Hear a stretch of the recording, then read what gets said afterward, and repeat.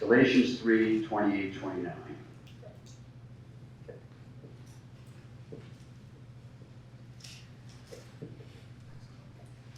This is the goal. There is neither Jew nor Greek, neither Jew nor Gentile, neither slave nor free, nor is there male and female, for you are all one in Christ Jesus. If you belong to Christ, then you are Abraham's seed and heirs according to the promise. That's the goal. But we all know there is a history with race. Now, I know people are around and say, oh, I don't see anything, I just see. Remember what it says in 1 Samuel 16:7, and Samuel's choosing young David. And what's he say? He says, when people look at people, they judge by appearance, they judge by the outside. But when God looks at people, he goes by the heart.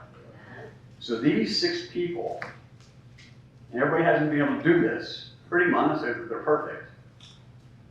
They pretty much figured out how to look past the appearance and see the heart.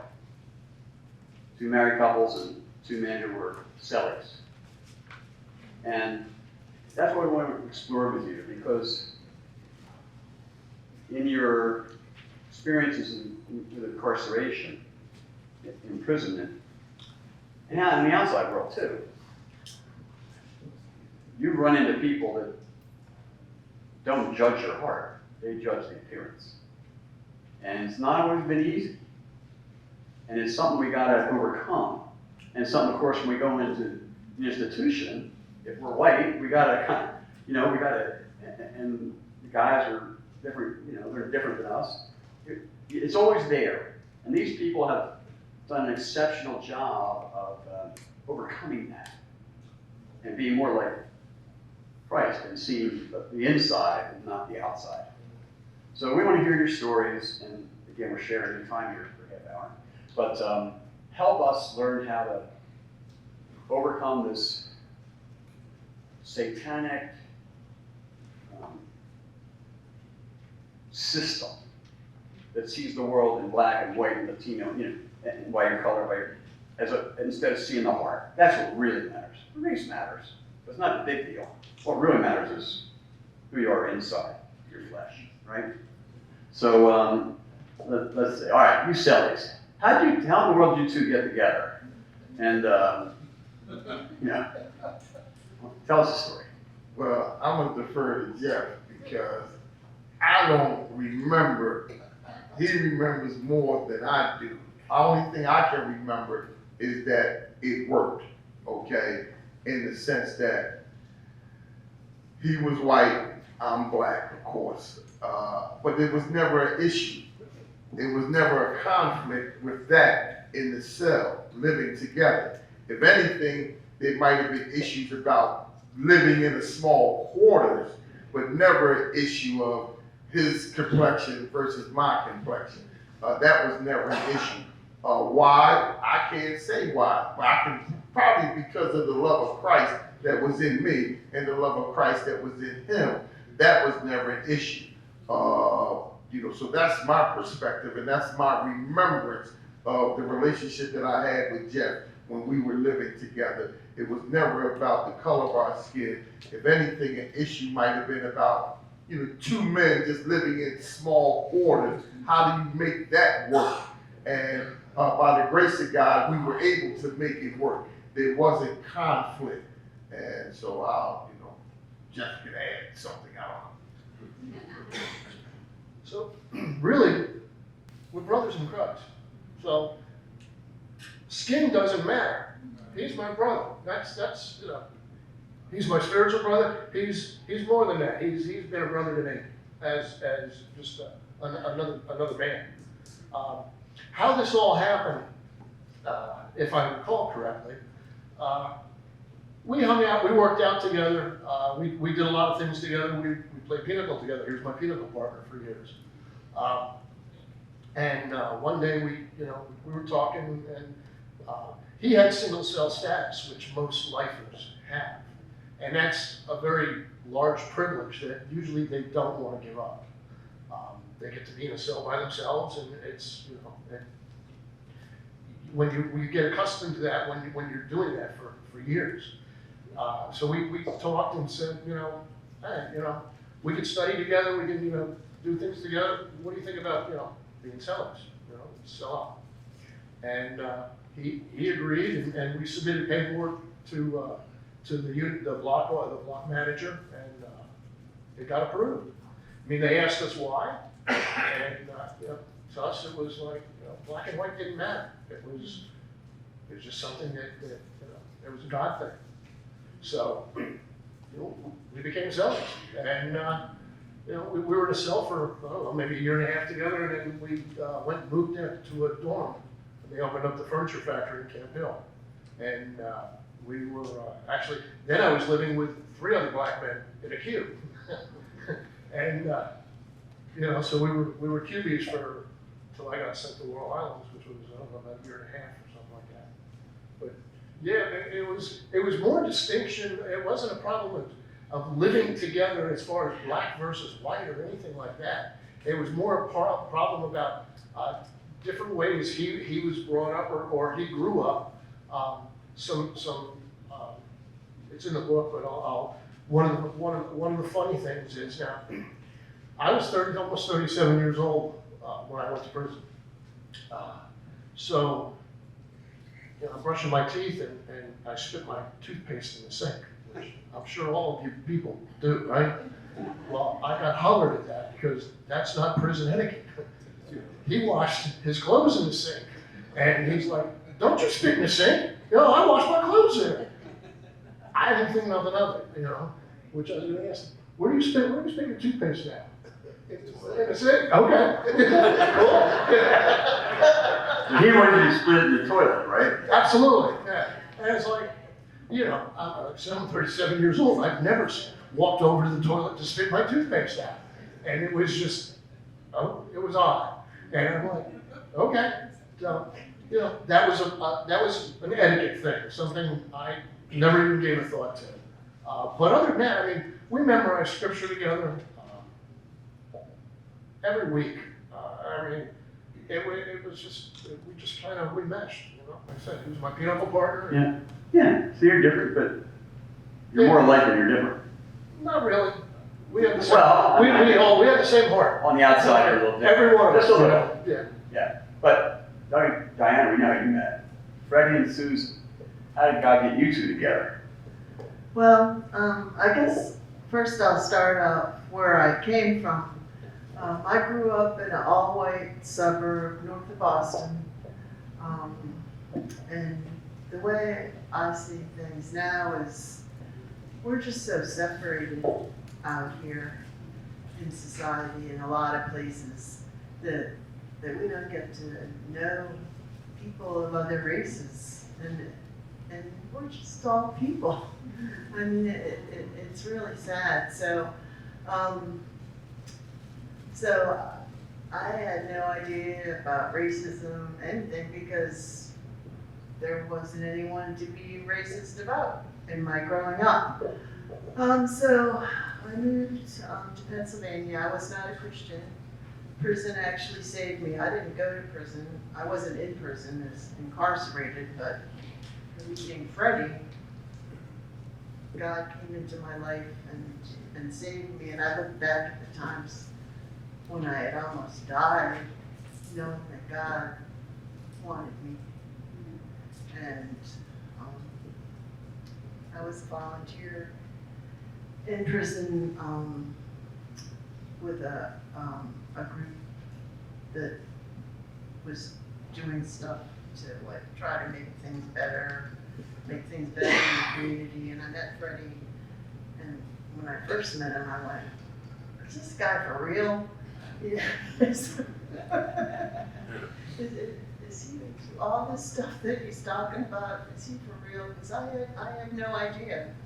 You know, I grew up in a middle class neighborhood. You know, I had no idea what life was like for people that had to struggle for everything. And So one day I started going to a church, and I was like, oh, well, this is all right, you know.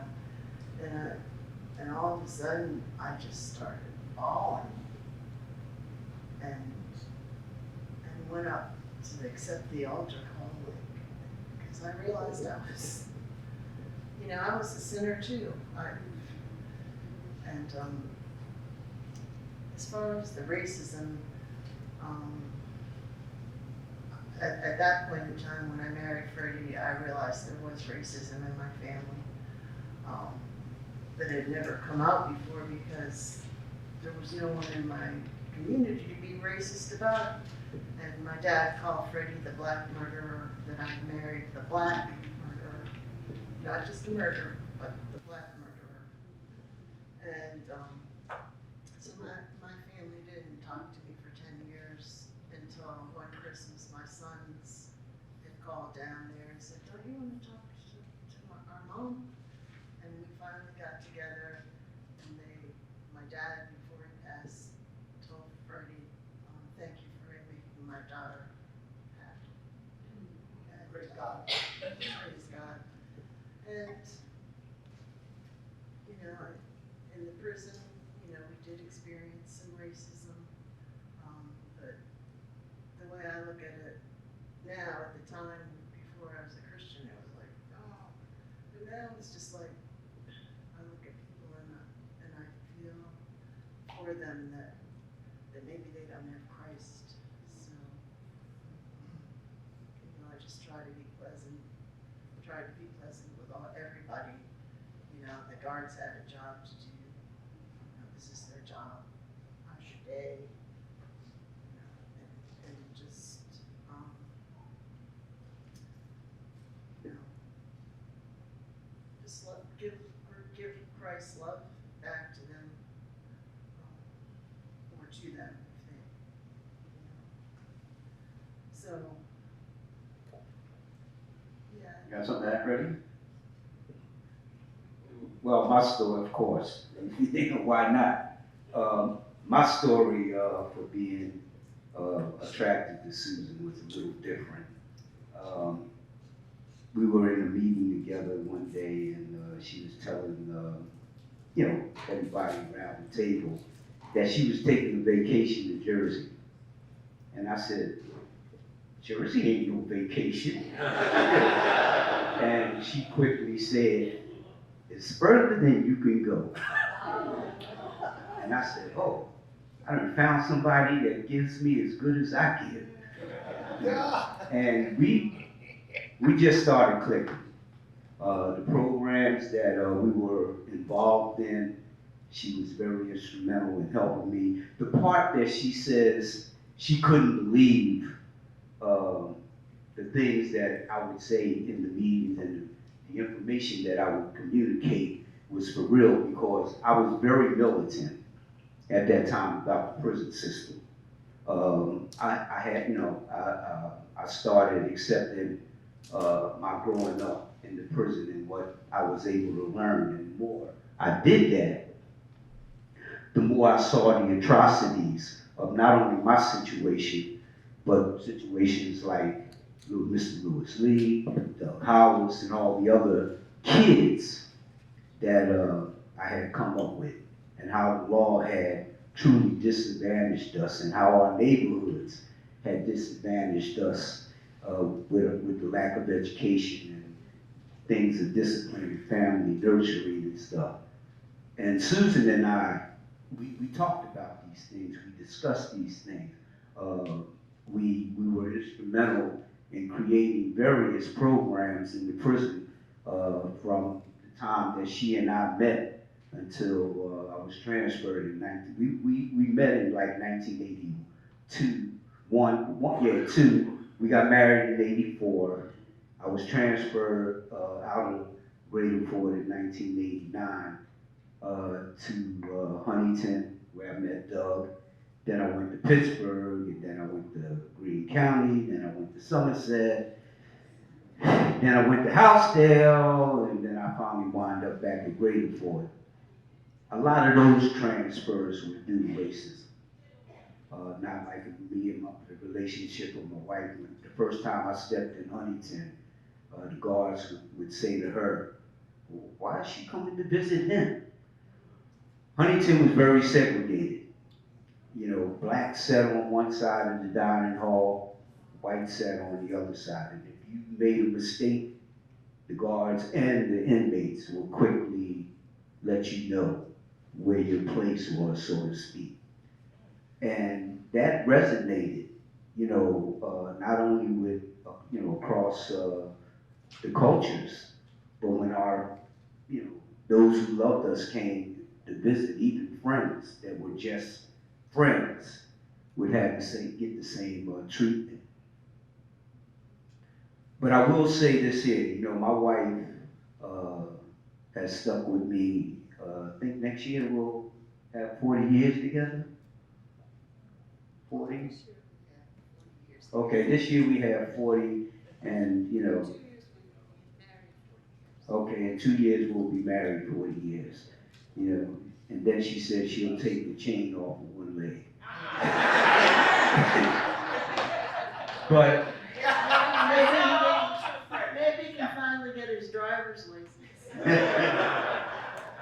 but the relationship has been good. She and I, have been partners in how we've dealt with the people that have, made racism an issue with us. We stood firm in our, her coming, regardless of where they sent me, and this is God, no doubt. I'll tell you right now, the only reason that she was able to do what she did all those years that I was away, I was sent out west for 21 years. She came to visit me every week, regardless of where I was. God gave her a job that allowed her to do that at the time. My sons came with her. I had 2 stepsons. She made that a family. Whenever they came, they cried sometime around Christmas when they came because they would rather play with toys than to come and talk to me in the house there, Huntington visiting room. But it was nice. They would have toys for the kids, and we could read books, we could play games, and she made that possible. And so I had my sons in my life ever since she came into my life. And I got one that's 42 now, and will be 42, and one is 44. One is 42, one's 44, and my oldest is 52. And we have a wonderful relationship, all of us. So, the racism was there, and I'm quite sure when Doug and Diane talk, there's hundreds of situations where race could cripple family. And it ain't just black and white. It could be white on white. Because as Cheryl Marshall was saying today, your crime is on display all the time. And if guards want to use that, they will use that.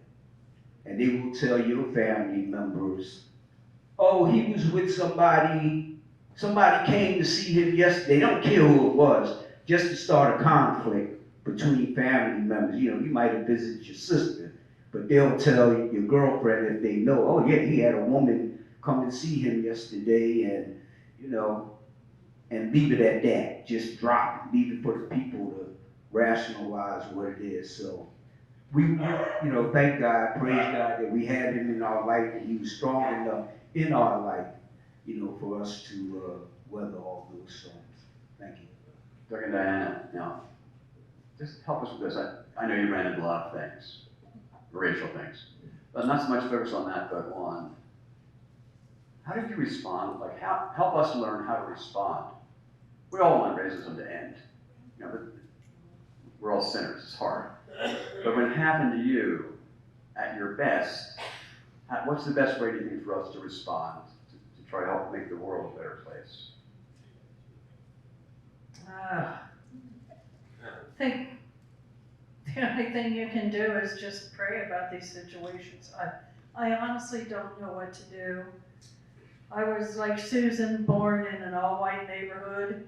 We had one black kid in school. He was a football player, Charlie Ford, so he was okay. But he was the only, everyone knew Charlie Ford. But other than that, all-white neighborhood, I never knew anything about prison till I went to work in Camp Hill. Definitely we've had racism. I guess not in my family. My parents, like I said, didn't talk to me for several years. Finally, we did make up. They never met or talked to Doug. My mother knew I came to see Doug every week because I moved in to tell her after Dad died. But and my youngest daughter, their family's fine with us. My oldest daughter is a different situation. She doesn't call me. Last time I saw her was about a year ago at my grandson's reception at her house. But she doesn't call me. You know, she'll text me maybe if it's my birthday, happy birthday, Mom, or something. But other than that, you know, so. And her two sons, my grandsons, they text me or be in touch with me, you know. Physically, they live far apart. So one's in Florida, one's out near Philly, and my daughter lives in Mountain, which is a suburb of Reading. So physically, we're not that close either. Doug and I have had racial problems in the prisons. You know, first of all, I was a DOC employee. I broke my code of ethics. You know, when I went to basic training,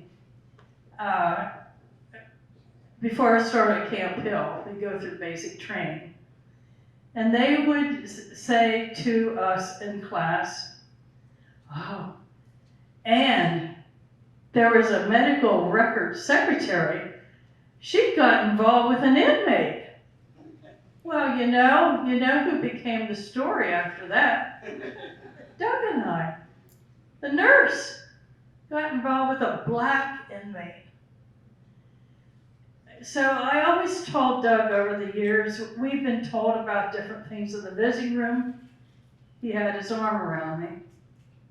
We sat too close. You know, and I always said to him, it's this. He's been denied numerous things over his 42 years in prison. Commutation was one. And that was another issue. I said, I wonder if it's this. And I just couldn't understand why.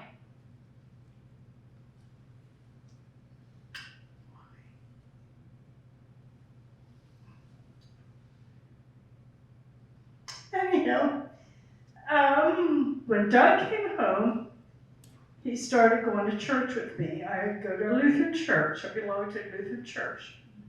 We grew up in that church. All white members. However, we have a pastor who's from Ghana. So he has a buddy, you know. But anyhow, we've become very close because they call each other brothers. But you know, all these white members, and my mother went to that church, and she was supposed to be a Christian. They accept him, they love him. He's on the church council, he's on committee meetings. I mean, they have given him a chance. They haven't judged him or, you know, they looked at the ban. And why can't some of my family do the same?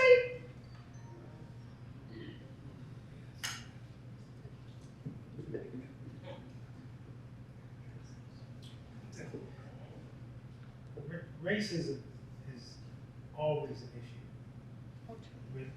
When you see blacks and whites together, or Hispanics and blacks, or whatever. And I've always told her, when she would tell me about things, that's their issue. You know, they have to deal with that issue. Let's not make it our issue. I think that, you know, whatever complexion you is, it doesn't bother me. I judge individuals for individuals. I don't take a brush and broadly paint all white people the same, all black people the same, all Hispanic people the same, because we're all different. And we all engage life in different ways. I think the most, you know, like Freddie said, Huntington was a very racial institution. And I remember going on a visit once, and I was going to an outside visit. Huntington had outside visits. And there was a little white child, he was about 4 or 5, struggling to get water from the water fountain. So me being me, I walk over, and I lean over to help, and he said, only white people touch me. I said, whoa, you know, and I backed off, and you know, in that moment, I was not really infuriated with the child. I was infuriated with his parents. Because those are things that are instilled in children. Children are innocent. They don't know, look at color. That's something that, as parents, we instill in them. And at any rate, I thought Huntington was the worst place to go in terms of race, until I ended up at Cole Township. And I got to SCI Cole Township, it was 10 times worse. We went through things, I had a guard write me up in the visiting room, saying I was doing things that were inappropriate. We're only 2 people in the visiting room. Now, I'm not that stupid that I'm gonna act out with a just turned eye. He has no one else to look at. So, I mean, but anyway, it ended up not in a pleasant way. And it got, I must have got too big in Cole Township, because they gave me what they call a promotional transfer to SCI Frackville. And anybody that's ever been in prison knows Frackville is not a promotion. So, yeah, when I got to Frackville, they said, oh, no, you can't be here. A guy with your record doesn't belong in this prison. So they tried to send me back to Cole Township. But Cole Township said, oh no, we don't want him back. You know, we got too many level 2 lifers. So I ended up in SCI finally. And that's no cakewalk either. You know, racism there as well. But God has been with me, and He's helped me to navigate through the issues of race. And it's, you know, a testament to Him that these relationships have flourished. Because in society, as in prison, there are things that are there put in place by the devil to separate you, to become wedge issues. But God helped us overcome those wedges. You know, even now, we live on a block, I'm the only black on the block. You know, and I told my supervisor, I said, I'm not worried going home at night, because, you know, I get out of my car, I'm in an all-white neighborhood, and it's a Republican district, you know, and they all support Donald Trump, so, I mean, you know, what am I going to do, you know? But God is with me, and that's who I put my trust in, that's who I put my faith in. I don't worry much about the fact that I'm black, she's white, or the guy over there hates me because I'm black, or, I don't care. But that, again, that's his issue. My thing is just to, you know, the big thing here yesterday was the love of Christ. You know, and I think that's what people see when they engage me. They see that I stand on a solid foundation of who the Lord is in me. And that's where I operate from in dealing with race and everything else, from a position of my faith and trust in Christ. All right. We're, Dave, can I say something quick? go ahead. So, yes, today it's racism, that's like the big word. But the underlying thing to all that, or the undertone of all that, is prejudice. Yeah. And that's all it is. And prejudice is something then it's taught, it's instilled, it's passed on from mother to father or from father to child, and I mean, it's something we have to stop. Hey, And- this is the only Jewish person, was Jewish, Oh, I'm still Jewish. still Jewish, all right, Jew for Jesus. But kids at school called you Jeff the Jew. Right, you know. I mean, prejudice goes all places. Yes. What we might get across to you, to us, is it's there. It's in families. It's in our family. We know it. We all know it. It's in America, right? But here's 6 people that have gotten pretty close. Not perfect, but they're getting close to looking at people at their hearts instead of their this. And that, to me, is a powerful example. So give these 6 people a hand for what they do.